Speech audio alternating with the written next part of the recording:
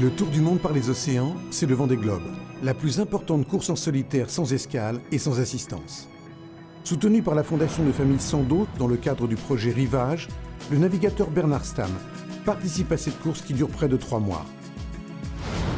À bord de son voilier, Bernard traverse des écosystèmes marins et des zones climatiques peu fréquentées. C'est une occasion unique d'enrichir les connaissances de la communauté scientifique et de les partager avec le grand public.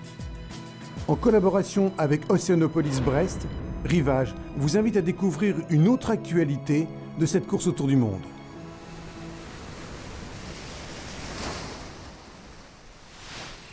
Dans les régions tropicales, lorsque la végétation entre en contact avec la mer et vice-versa, cela engendre des écosystèmes denses et verdoyants.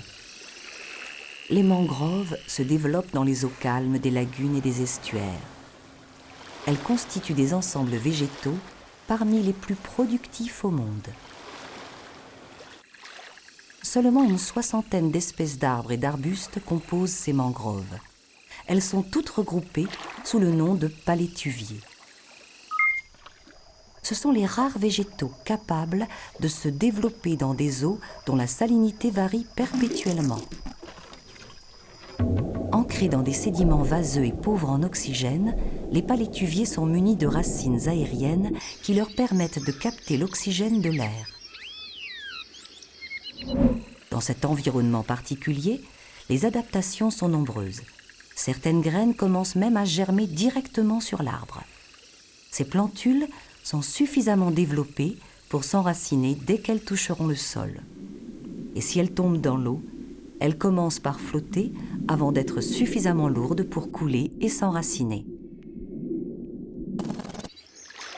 L'enchevêtrement de la mangrove présente de multiples avantages. Il protège le littoral de l'érosion ainsi que des tempêtes.